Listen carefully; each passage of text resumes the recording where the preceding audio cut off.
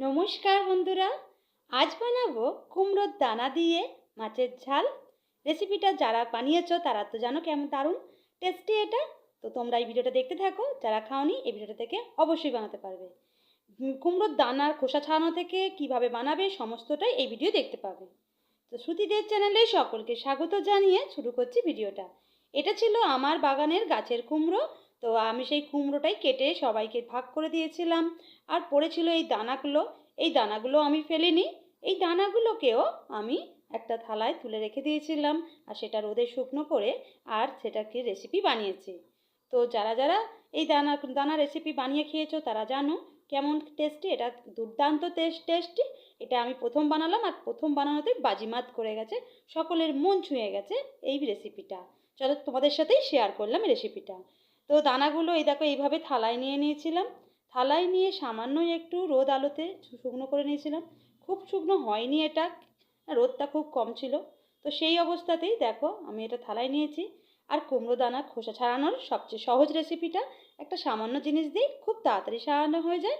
দেখে নাও এই কি যন্ত্র, এটা হলো নেল কাটার, নখ কাটার মেশিন।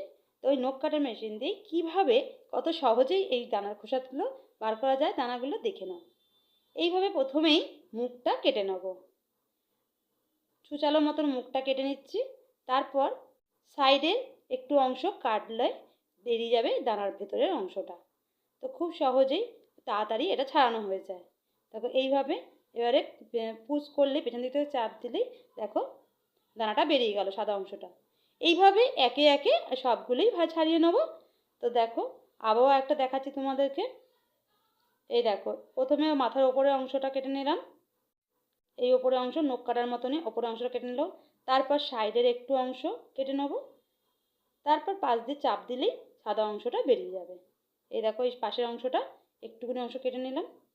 এবারে সাইড থেকে খোসাটাকে তুমি টানতে টেনে বার করতে পারো এইভাবে, অথবা পাশ দিয়ে চাপলেই দানাটা, যেহেতু আমি তো খুব শুকনো করিনি আর দানাগুলো খুবই টাটকা ছিল, দারুণ হয়ে রেসিপিটা তৈরি হয়। এই দানাগুলো তোমরা ভেজেও খেতে পারো, নুন লঙ্কা গুঁড়ো ছড়িয়ে মশলা যে এটা ভেজেও খেতে পারো বাদামের মতন। তবে এইভাবে আমি খোসা ছাড়িয়ে দানাগুলো বেটে মাছের ঝালের রেসিপিটা বানিয়েছি। তো অবশ্যই ভিডিওটা প্রথম থেকে শেষ পর্যন্ত দেখার অনুরোধ রাখলাম। দারুণ লাগে রেসিপিটা, তোমরাও বাড়িতে অবশ্যই বানিয়ে দেখো। দানাগুলো আর ফেলে দিও না, এইভাবে দানাগুলো জমিয়ে রোদে শুকনো করে আর এইভাবে খোসা ছাড়িয়ে একটু রেসিপিটা বানিয়ে খেয়ে দেখো। এটা কিন্তু এমনিতেও খুব উপকারী এই দানাটা। দেখো এই দানার বীজগুলো এইভাবে ছাড়িয়ে নিচ্ছি। এই দেখো এইগুলো এইভাবে এক এক করেই এই নেল কাটার দিয়েই ভেজে সবগুলোকেই আমি ছাড়িয়ে নিচ্ছি। খুব সহজেই এটা ছাড়ানো হয়ে যাবে। আর এই দেখো আমি ছাড়িয়ে নিলাম একে একে, খোসাগুলো আলাদা করেছি আর দানাগুলো আলাদা করে নিয়েছি। দানার চেয়ে খোসাটাই বেশি হয়েছে। দেখো এইভাবে সমস্তটাই আমি ছাড়িয়ে নিয়েছি। তোমাদের বলেছিলাম আমার বাগানের কুমড়োর দানা রেসিপিটা তোমাদের শেয়ার করব, তাই আমি শেয়ার করে নিলাম। আমার বাগানের কুমড়োর পাতা থেকে শুরু করে ডাঁটা কুমড়ো সব কিছু রেসিপি শেয়ার করেছি তোমাদের সাথে। আর শেষ হলো এই কুমড়োর বীজগুলো। তো এইগুলো আমি ছাড়িয়ে নিয়ে চলে এসেছি। এবার পাটার মধ্যে, শিল পাটার মধ্যে এটা বেটে নেব। এগুলো খুব সহজেই বাটা হয়ে যায়, কেন খুব নরম। একবার দুবার চাপ দিলেই এটা খুব সহজেই খুব সুন্দরভাবে এটা বাটা হয়ে যাবে। খুব নরমই জিনিসটা। এইভাবে আমি ভালোভাবে শিলনোড়াতে বেটে নিচ্ছি। তো বন্ধুরা দারুণ লাগে এই রেসিপিটা, একবার হলেও বানিয়ে খেয়ে দেখো, সবারই মন জিতে নেবে এই রেসিপিটা। এইভাবে দেখো আমি শিলনোড়াতে বেটে নিলাম।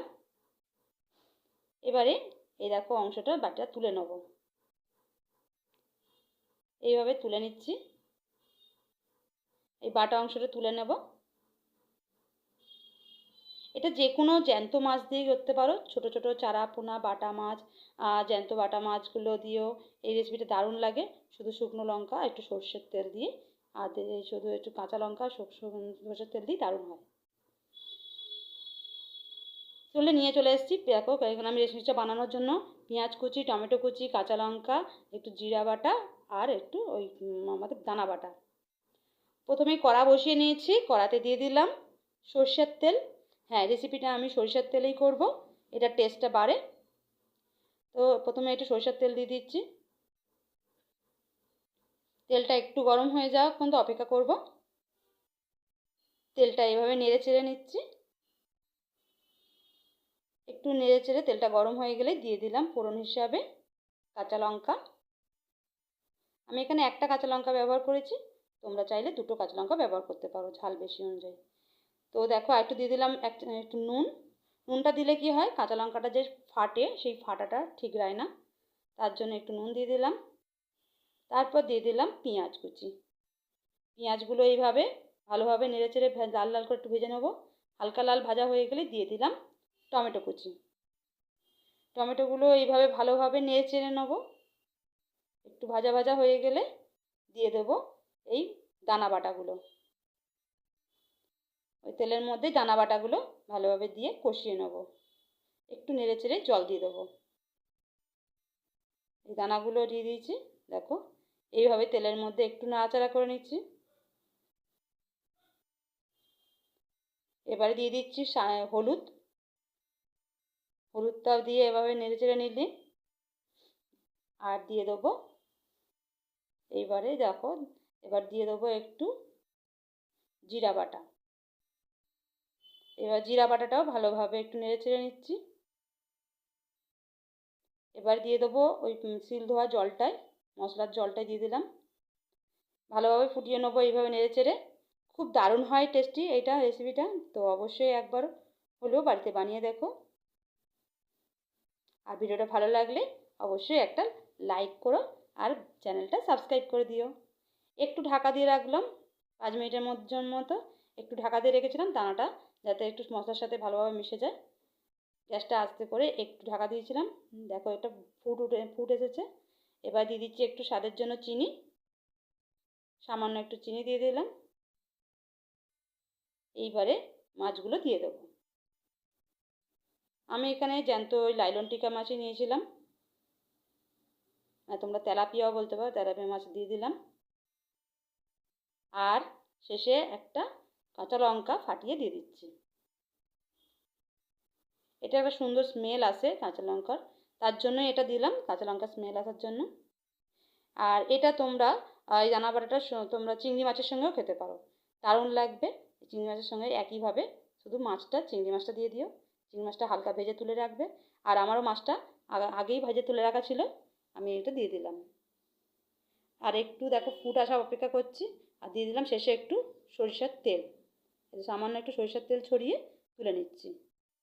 তো তৈরি হয়ে গেছে আমার রেসিপিটা। তা ভিডিওটা প্রথম থেকে শেষ পর্যন্ত দেখার জন্য অনেক অনেক ধন্যবাদ। আর ভিডিওটা নিশ্চয়ই তোমরা বুঝতে পেরেছো কীভাবে এটা বানালাম। তো ভালো লাগলে অবশ্যই তোমরা বাড়িতে বানিয়ে খেয়ে দেখো আর কমেন্ট করে জানিও কেমন হয়েছে। তো দেখো আমার রেসিপিটা তৈরি হয়ে গেছে।